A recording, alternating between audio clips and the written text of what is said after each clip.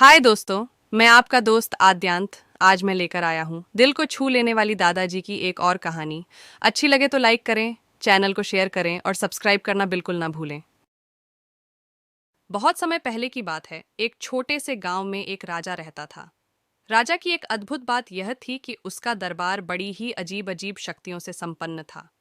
राजा के दरबार में एक विशेष किरदार था जिसका नाम था विमला।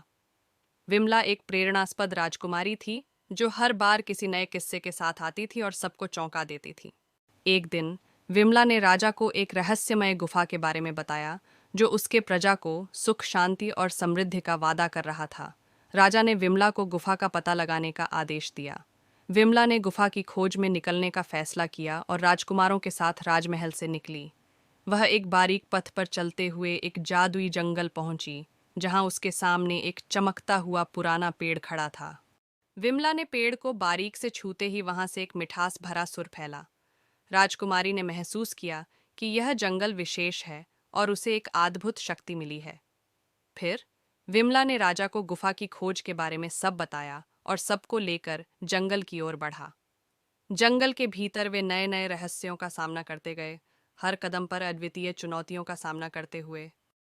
एक सुबह विमला ने एक रहस्यमय झील पाई जिसमें एक चमकता हुआ मणि तैर रहा था। जब वह मणि को छूती है, वहां से एक सुनहरे पथ का दर्शन हुआ जो गुफा की ओर जा रहा था। राजकुमारी ने मणि को संग लेकर उस पथ पर चलना शुरू किया।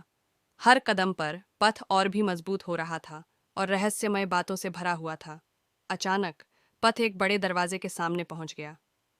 दरवाजा खुलते ही एक आकाशीय आवाज बोली, यह राजा की गुफा है और इसे खोलने के लिए तुम्हें एक परीक्षा पास करनी होगी।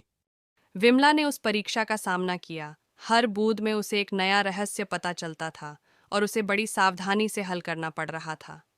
परीक्षा के अंत में दरवाजा खुला और विमला ने गुफा के भीतर प्रवेश किया। वहां एक आश्चर्यजनक सृष्टि थी जिसमें अनगिनत सोने और मणि भरे बर्तन थे। राजकुमारी ने राजा के सामने एक बड़ा सीधा कदम उठाया और गुफा से बाहर निकलते ही उसने मंच पर बैठकर सबको बताया कि गुफा में एक अद्वितीय आत्मा थी जो शक्तिशाली वरदान देने के लिए यहाँ रुकी हुई थी। बताया कि गुफा में एक अद्वितीय आत्मा थी जो शक्तिशाली वरदान देने के लिए यहाँ रुकी हुई थी। राजा और उसकी प्रजा ने सभी को बहुत बड़े आत्मविश्वास के साथ देखा और गुफा का आत्मा ने उन्हें समृद्धि और खुशी के साथ जीने का रास्ता दिखाया।